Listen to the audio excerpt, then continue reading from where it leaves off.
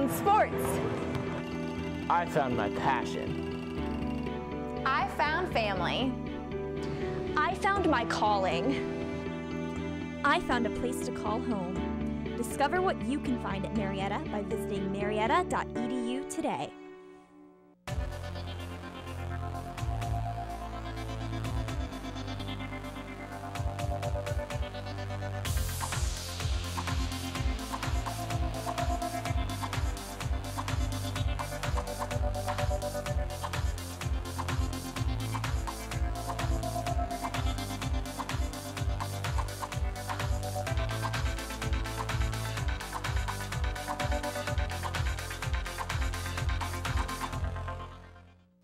Coming up today on NewsCenter 15, Joe Biden pledges to be more mindful. And USDA regulations are changing. We've got these stories and more. NewsCenter 15 starts now.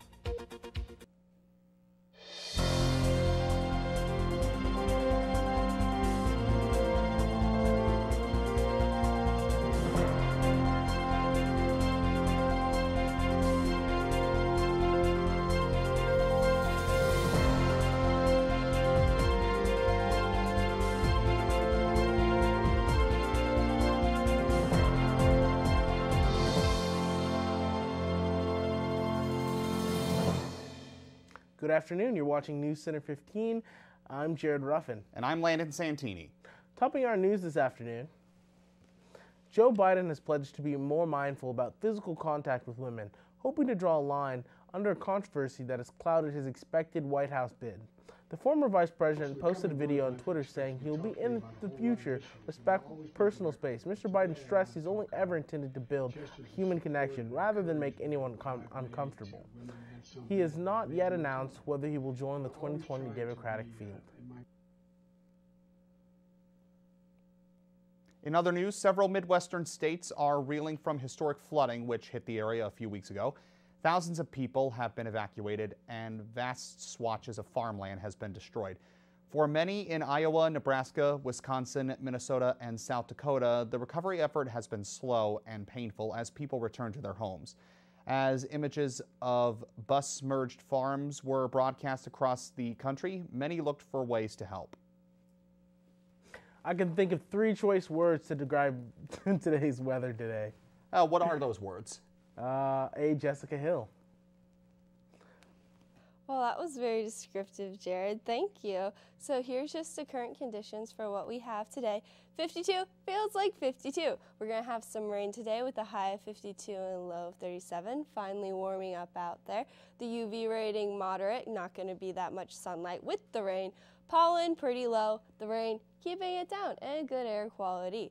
6 miles per hour winds, so kind of windy. Humidity 62 with the rain. And then sunrise is going to be at 7:28 and sunset at 7:38. We're finally getting into those longer days, guys. Here's for more sunshine. Back to you guys at the desk. Thanks, Jessica. So, an unvaccinated Kentucky teenager has lost his legal effort to force health officials to allow him to play basketball amidst a disease outbreak. Jerome Kunkel sued after students without chickenpox immunity were banned from playing sports or attending school, where dozens of sickened. A Kentucky judge sided with the health department, saying that the 18-year-old does not have the right to play in sports. In a statement, health officials say the decision was the best for the community. The man accused of carrying out the Christchurch Moscow attacks will face 50 murder charges and 39 attempted murder charges when he makes his second court appearance, New Zealand police said this past Thursday. Police had earlier filed a single representative murder charge against 28-year-old Australian Brenton Harrison Tarrant. He is due to appear via video link during a brief hearing on Friday and won't be required to enter a plea. 50 people died in the March 15th attacks on 2 Moscows, and another 50 were injured. Police said in a brief statement that they were considering filing more charges against Tarrant, but couldn't comment further as the case was before the court. Returns Ohio hemp, a suspect in custody, and bird watchers. We'll be right back after the break.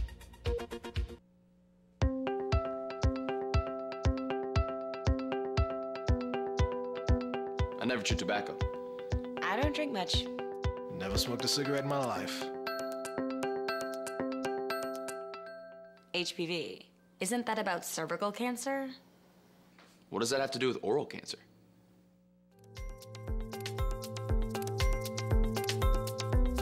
HPV? Didn't know that.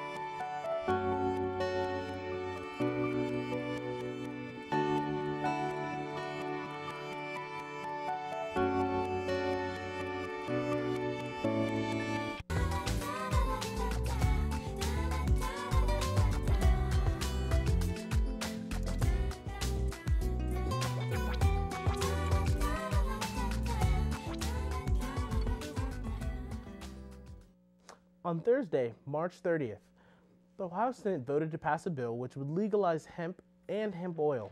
The passing of the bill would allow hemp to be cultivated in Ohio region as long as it contained less than 0.3% of THC.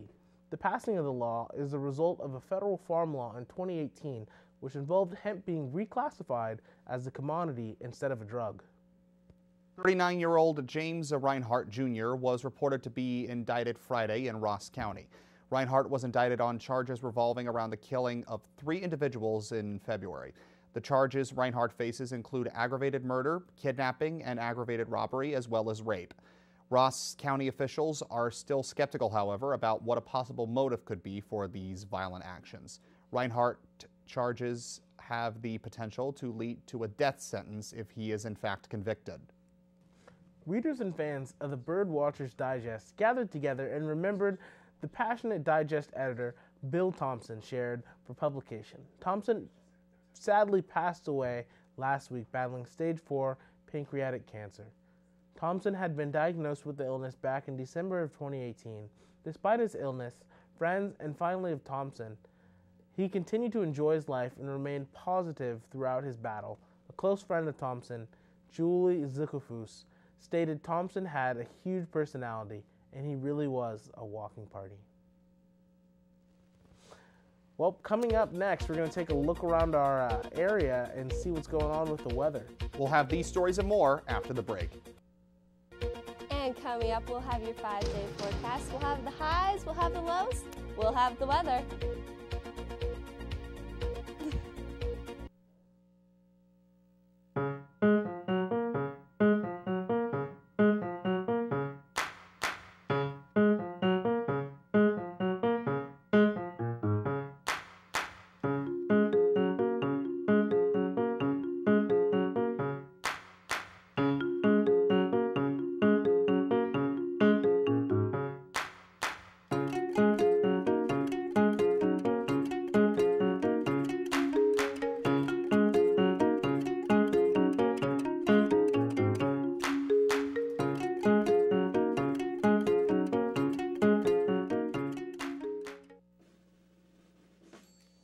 So there you are. It's flu season, and you're over 65 like me. You might be forgetting something serious. Your annual flu shot. The flu can be life-threatening, especially if you have chronic conditions like diabetes and heart disease, which can worsen with the flu. The immune system weakens with age. Ask about a flu vaccine option made specifically for us. Visit ncoa.org/flu to learn more and talk to your doctor about vaccine options for people 65 and older. Hey, Major, did you get your flu vaccine yet? Make that your mission for today. Did you say mission? Let's do this. With the flu season coming up, we all have to help protect ourselves by getting the flu vaccine. If you're over 65 like me, you gotta even be more careful. Look out!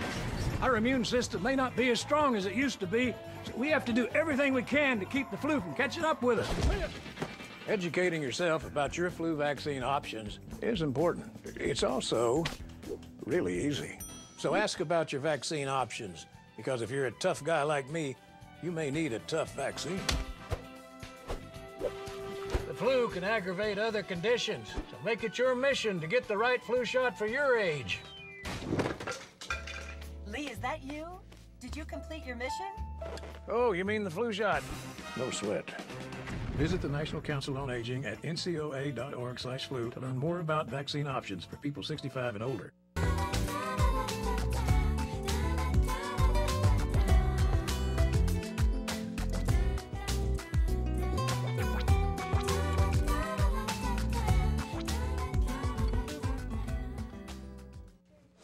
Ohio officials spent 2 days leading civil rights training at a General Motors plant where there have been repeated incidents of racial harassment.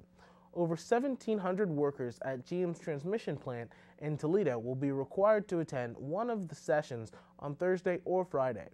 A group of GM workers are suing the company, saying it hasn't done enough to stop harassment. That includes nooses, racist taunts, and graffiti. Workers say it has gone on for several years. The state attorney's general office says it offered in January to help the automaker, and the GM plant quickly accepted. The office says it frequently conducts presentations on workplace laws, and GM has said it has no tolerance for racist behavior and that it's taking steps to drive it out of the workplace. Military veterans and students are upset over the suspension of a middle school student in Ohio whose class project creating a memorial to veterans included a toy gun. About 24 people in Salina in northwest Ohio protested the suspension earlier this week. The Daily Standard reports 8th grader Tyler Carlin made a replica of a battlefield cross that included a toy gun painted black. An attorney for the boy says his teacher gave him permission to bring the project to school, but the attorney says Tyler was sent to the principal's office when he carried the memorial into school and suspended for bringing something resembling a dangerous weapon to school. School officials have declined to comment on the suspension, saying they would need permission from the boy's family to do so.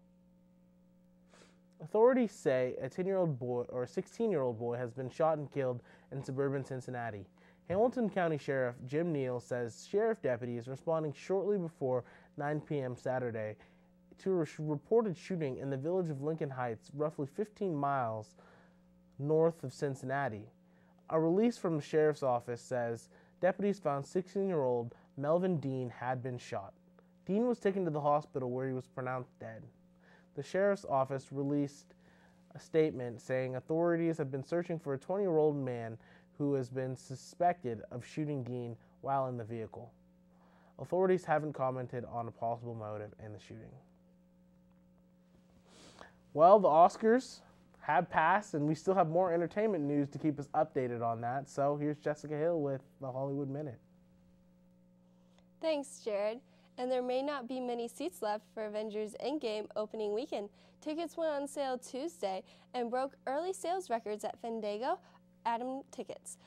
Demand was so strong that would-be buyers were reporting the website crashes at ACM, Atom, and Fandango. Avengers Endgame opens April 26th. Sales, sales, sales for Motley Crue. The Rockers have scored their first top 10 album in more than a decade. The soundtrack for their biopic, The Dirt, debuts at number 10 on the Billboard's 200 album chart, and it features 15 Motley Crue classics and 3 new records, including a cover of Madonna's Like a Virgin. It's time for this year's Easter Seals Disability Film Challenge. Over a single weekend, the teams write, shoot, and edit short films which acknowledge disability. Each team includes at least one person with a physical or cognitive disability. The challenge begins Friday. The winners, who receive prizes including film equipment and meetings with industry leaders, are revealed at a ceremony at Sunny Picture Studios next month. More info at disability-filmchallenge.com. In Hollywood, I'm Jessica Hill. Thank you, Jessica. And we're actually going to head back to you to take a look at the weather. So you want to tell us what that is? Absolutely. Here's precipitation. We have it in Ohio. We're all the way down here. Like it said, there's rain on us. And it's all the way up here too. So it's a pretty rainy day. It's a pretty rainy time in Ohio. And then here's the high temperatures for the U.S. As you can see, it's a lot warmer down in Florida, but we're doing okay. We're getting into like the 60s, maybe low 70s, we can hope, in Ohio. And then for the lows, we're going to be going down probably again to the lower 60s, maybe 50s in there. But still, it's a lot warmer than it was a couple of weeks ago, so shouldn't complain about that too much, right? And here we are with the 5-day forecast. So Friday, we're going to have a high of 58 and a low of 48 a.m. showers. So just, it'll be nice in the evening. It'll be fine. Saturday, we're going to have a high of 69 and a low of 49 with some clouds, but hey, at least it'll be almost 70, right? Fingers crossed. Sunday, a high of 75, low of 61 with rain. So it'll be getting warmer even though it'll be rainy. So light raincoats, it'll be fine. Monday, a high of 74, a low of 55, and thunderstorms. Do not walk around with like golf clubs or anything. No lacrosse that day. Tuesday, a high of 66 and a low of 43. It'll be cloudy, safe to go out and play some golf if you're out there and you won't get sunburned.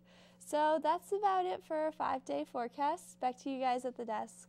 I had a feeling thunderstorms were coming up sooner or later, what with the rain we're getting this weekend. Well, I mean, I'm a thunderous guy, so I mean, I attract thunder, so. Well, you definitely come across as that. You know, I definitely try to be, but thank you so much, Jess.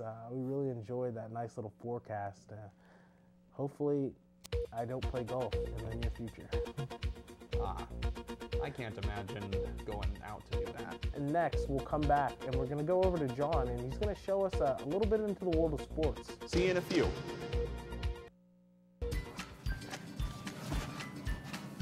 I think it goes around.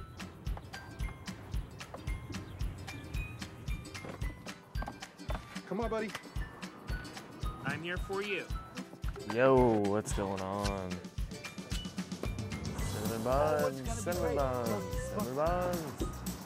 Why is it so hard? Here we go. Let's go. We gotta get you a practice. I read it. Look, and it's set.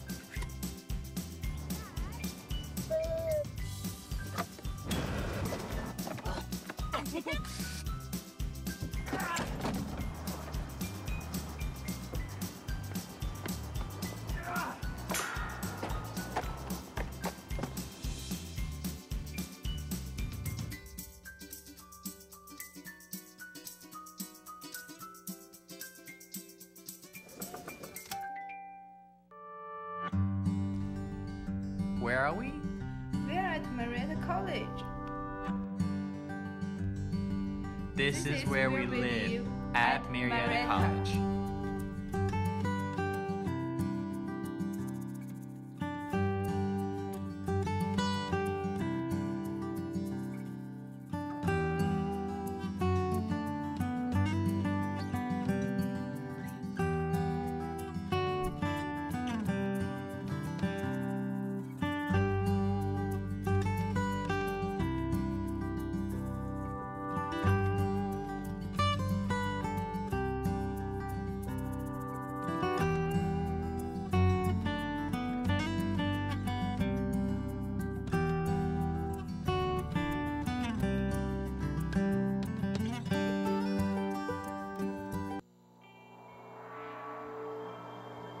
Cancer may be tough, but we are tougher. We are the Leukemia and Lymphoma Society. Our game-changing research has led to the belief that the cures for cancer are in our blood. We are the Leukemia and Lymphoma Society. Beating cancer is in our blood.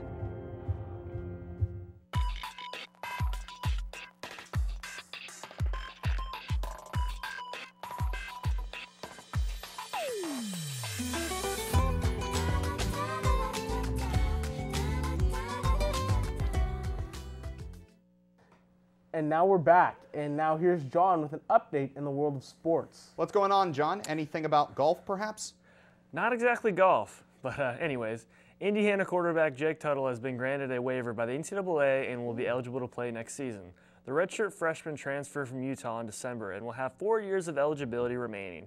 Hoosiers coach Tom Allen issued a statement saying he looks forward to seeing Tuttle compete for the starting job this fall and thanked the NCAA. The 6'4", 211-pound California prep star was widely regarded as one of the nation's top 15 quarterbacks in the 2018 recruiting class.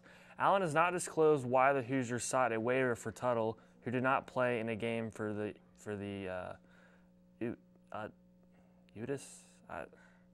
The men's tennis singles player at Olympics has been shortened to the best of 3 sets match as part of a format change designed to reduce the workload of players competing in multiple events. It means that all matches across men's and women's singles are now best of 3 sets with tiebreakers. In another alteration, the men's and the women's doubles matches will have a championship tiebreak to 10 points when the score is 1-1 in sets, like in mixed doubles. The International Tennis Federation announced the changes on Wednesday, saying they reduce concerns of overplay for the players who reach later stages of all 3 events, singles, doubles, and mixed doubles. Starting shortstop Trey Turner has been put on the 10-day injured list by the Washington Nationals with a broken right index finger. Wilmer Defoe took Turner's spot in the infield for Washington's game against the Philadelphia Phillies on Wednesday. Second baseman Brian Dozier was moved up to the bat and Turner's number 2 spot in the lineup. Turner took a ball off his finger while trying to bunt in the first inning of Philadelphia's 8-2 victory Tuesday night. To replace him on the 25-man roster, Nationals recalled infielder Adrian Sanchez from the AAA Fresno with Washington's new top minor league affiliate based on the other side of the country. Sanchez left Tuesday evening, flew from California to Chicago, caught a connection, and landed in Washington on Wednesday morning. Marietta College and Otterbein University split an Ohio Athletic Conference softball doubleheader Tuesday afternoon at Marietta Field. The Cardinals took the game, won 3-0, and the Pioneers won the game 6-4. Marietta moves to 14-10 on the season and 3-3 in OAC. Otterbein is 11-9 overall and 3-1 in conference play. Otterbein's Gabby Johnson, 7-6, tossed the complete game shutout, giving just 2 bases hits in the first game, and she walked 7 and struck out 8. Pioneers in 7 innings of work. Thank you, John. And now Jessica joins us at the desk for the last look at the weather. Well, Jess, what's up? It's warming up. It's getting rainy. It's going for the weekend. Wear your jackets when you're going out. Stay warm. Don't get wet. Well, that's going to be pretty tricky to do, but we'll all certainly do our best. You know, sometimes I think, it's just going to happen. The rain's coming. Well, thank you for joining us on today's Thursday edition of WCMO TV, Channel 15 at 12:30 and 6:30. From all of us here at the station, we wish you a great weekend.